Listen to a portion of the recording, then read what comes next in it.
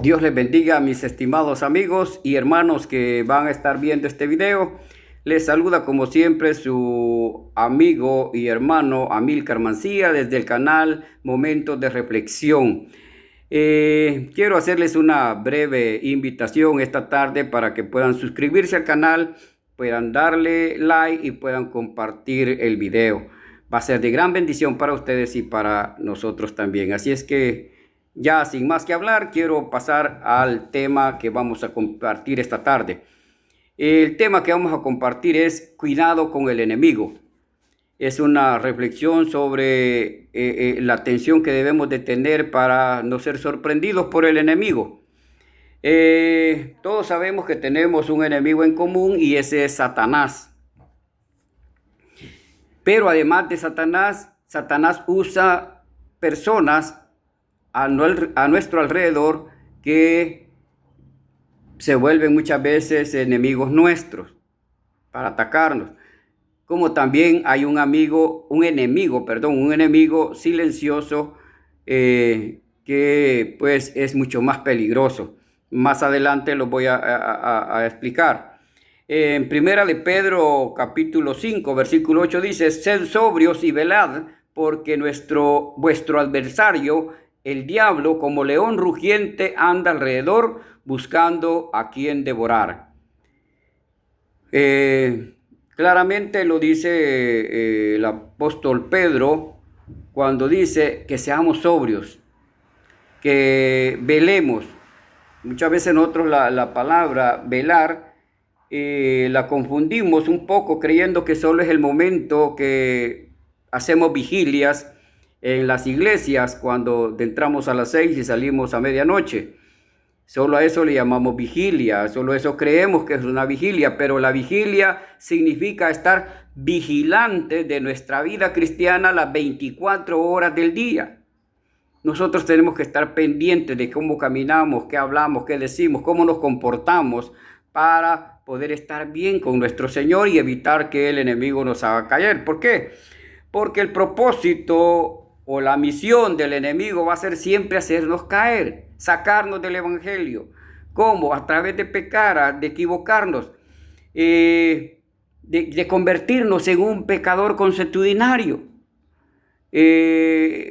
Pienso yo que en el evangelio hay dos clases de pecadores, uno que peca voluntariamente y el otro que peca pues porque la carne ya está contaminada, como decía Pablo, que entre el espíritu y la carne hay una lucha, hay una pelea entre sí, porque en nuestra carne está establecido ya el pecado a través de que nacemos en un medio que es gobernado por Satanás, donde a las cosas buenas se le llaman malas y a las malas se le llaman buenas. Entonces hemos crecido en ese ambiente satánico que nuestro ser se contamina de tal manera que la carne está ya contaminada y de momento nosotros pecamos aún sin pensarlo, instintivamente o impulsivamente. Entonces el problema muchas veces es cuando alguien se convierte en ese pecador consuetudinario, donde ya no le importa si peca o no, en donde a él le agrada inclusive pecar y se convierte pues en un pecador que lo hace constantemente. Ahí sí hay un gran problema.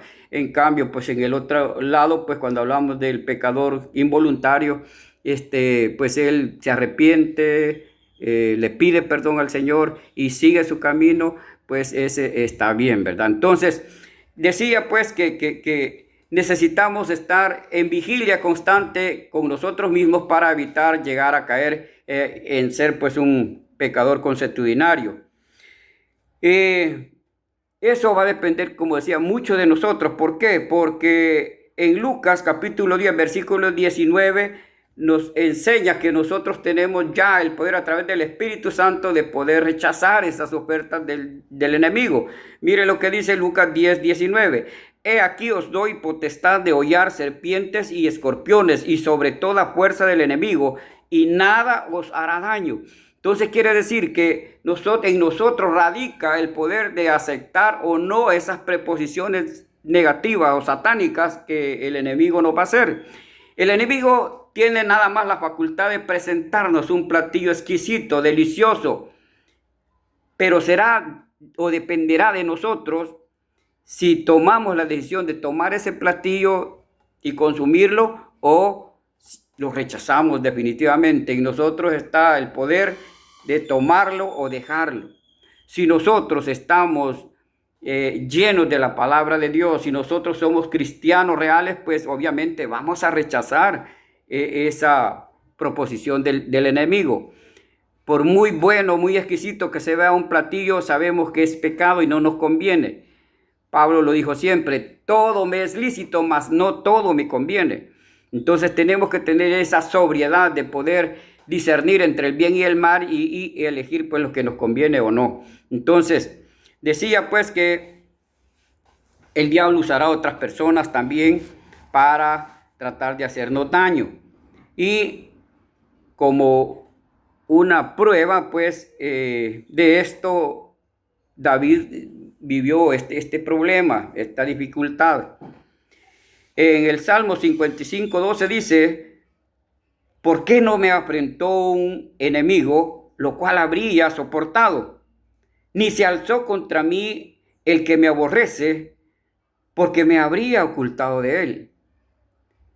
Este salmo está hecho a través de la experiencia que tuvo que vivir David con su hijo Absalón.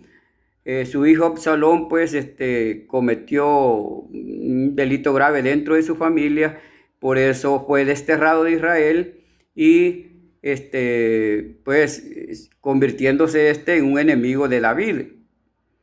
Cuando se convirtió en enemigo de David por haber sido desterrado, empezó a jalar personas que se opusieran al mismo David y llegó a formar un ejército. Este ejército lo usó para tratar de derrocar a David y buscarlo para matarlo. Entonces es cuando David dice, ¿por qué no fue un enemigo el que tuvo que haberme enfrentado? Pues sino fue mi propio hijo. Y esto es bien difícil y duro de decirlo, pero lamentablemente en la familia de alguna manera se dan estos casos donde el primo, el hermano, el tío, qué sé yo, el cuñado se vuelve en contra de la misma familia. Es difícil, duro pensar en eso, pero así es. Aquí estamos viendo el caso de David real, donde Absalón, siendo su hijo, se volvió contra su padre. Y no fue un problema suave, sino que fue de vida o muerte. Inclusive David fue criticado porque no quiso salir a pelear contra su hijo Absalón. Porque era su hijo y temía, él sabía que lo iba a matar. Entonces trató por todos los medios y evitó por todos los medios de pelear contra su hijo Absalón. Y pues al final Absalón fue muerto por sus mismos compañeros del ejército de David. Pero es un problema difícil porque el enemigo va a ocupar otras personas para hacerte enemigo de ellos. Y es bien difícil porque puede ser, como decía, miembro de tu familia, puede ser un compañero de trabajo, puede ser un vecino que se vuelva en contra de ti. Pero tú tienes que tener esa sobriedad, estar vigilante siempre de tu vida para no caer en ese juego de Satanás. Es peligroso caer en ese juego de Satanás. David tuvo la capacidad de rehuirse, de evitar enfrentar o confrontar a su propio hijo. Era difícil para él, pero lo logró por medio del Espíritu Santo. Nosotros también podemos, porque ya había leído yo, como decía en Lucas 10:19, que Dios nos da la potestad. Y no porque nosotros podamos, sino porque el Espíritu Santo vive con nosotros. Porque mora dentro de nosotros. Entonces, si el Espíritu Santo está con nosotros, vamos a tener esa capacidad de rechazar y confrontar esos problemas en nuestra vida y salir adelante, que es sobre todo lo mejor. Porque el Señor dice la palabra que nos va a llevar de victoria en victoria y de triunfo en triunfo. Como le sucedió pues a David al final, la batalla, sin haberse metido, David la ganó, ¿verdad? Ahora bien, hablaba sobre el otro enemigo que va a ocupar Satanás, que decía yo es un vecino, un amigo, son otras personas. Pero también les decía que había un enemigo que es mucho más difícil de vencer. Y ese enemigo, ¿quieren saber quién es? ¿Saben ustedes quién es ese enemigo? Lo tienen cerquita, cerquita. ¿Saben quién es? Somos nosotros mismos. Somos nosotros mismos. Son ustedes mismos. Cada uno de ustedes se vuelve enemigo de ustedes mismos. ¿Por qué? Porque nosotros siempre nos vamos a dar la razón, hagamos lo que hagamos, sea bien o mal, nos vamos a dar la razón, nos vamos a justificar. Mire lo que dice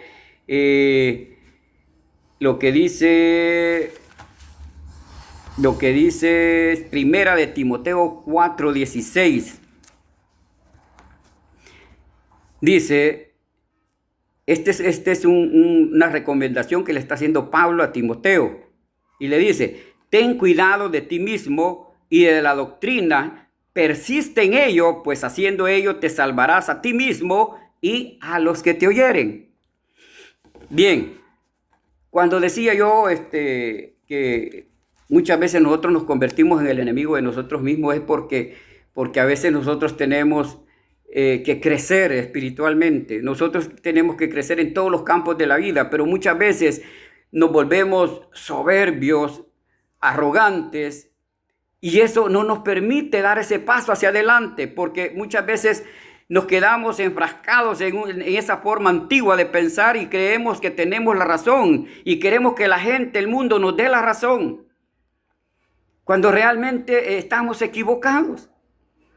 Nos cuesta aceptar que nos equivocamos, porque para el mundo equivocarse es como ser un debilucho, un ignorante, alguien que no sabe nada. Y por eso nos vemos obligados a comportarnos soberbiamente y pararnos, a fincarnos en una verdad que realmente no existe. Porque siempre nos vamos a justificar a nosotros mismos, siempre vamos a creer que tenemos la razón, siempre vamos a creer que yo soy así y así voy a morir. Siempre cuando entramos en una discusión con alguien, nos metemos en ese lío de querer ser nosotros los que tenemos la razón, porque creemos que si la llegamos a tener o a convencer a la otra persona de que nosotros tenemos la razón, creemos que hemos ganado la batalla. Alguien decía por ahí que Satanás utiliza 3 elementos en la vida poderosas para engañarnos y hacernos caer, que es el poder, el dinero y la autoridad. Muchas veces se cree que el tener autoridad, pues estamos sobre los demás. Y así es, porque en el mundo satánico así es. Muchas veces creemos que si tenemos posesiones materiales, dinero, creemos que estamos sobre los demás. Creemos que si tenemos la fama o el poder, creemos que somos grandes hombres y que estamos por encima de los demás, somos superiores a los demás. Y claramente la Biblia rechaza eso, Jesús rechaza eso, porque no es así en el reino de Dios. Miren lo que la mamá de Zebedeo le dijo a Jesús en su momento. Señor, le dice, permite que mis 2 hijos se sienten, uno a la izquierda y el otro a la derecha. Esto significaba que iban a estar ocupando un lugar predominante dentro del reino de Dios. Iban a estar a la par de Jesús, el Señor de señores, el Rey de reyes. Por lo tanto, ellos iban a estar en una posición predominante, de alta jerarquía, como el enemigo nos ha hecho creer. Ese sistema piramidal que viene desde arriba hacia abajo, promoviendo puestos. Y el que está más arriba es el que tiene más dominio sobre todos. Pero Jesús le dice, tú no sabes lo que estás pidiendo, mujer. Tú no sabes lo que estás pidiendo. Porque en el reino de Dios no son así las cosas. Si alguien quiere ser el más grande dentro del reino de Dios, tendrá que ser el servidor de todos. Algo que contrasta con la vida que nos han enseñado y con la enseñanza que hemos recibido satánica, donde decía al principio esa sistema piramidal, eso es lo que hemos creído. Servirle a otro para las personas es algo humillante, es ser inferior que los demás, pero para el Señor no es así.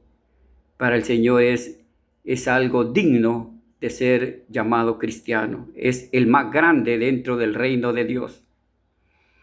Y Dios nos demostró con hechos. Cristo vino a sufrir, a convertirse en siervo, en servidor del mundo, a ofrecer su vida, no solamente su tiempo, sus conocimientos, sino su vida completa entregó para que nosotros pudiéramos ahora tener la esperanza de salvación y vida eterna.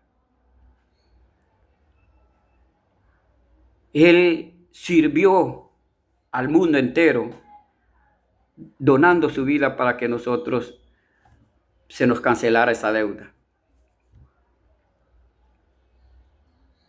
No solo lo hizo de boca, de labios, sino que lo hizo con hechos. ¿Cómo no creer ahora, pues, que yo necesito convertirme en un siervo de Dios, un servidor del reino?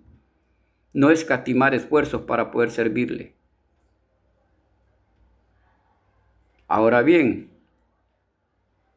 ese momento es difícil, de llegar a concientizar que yo debo ser un siervo y que debo servir, que el Evangelio es la razón de mi vida, que necesito entregarme a Cristo.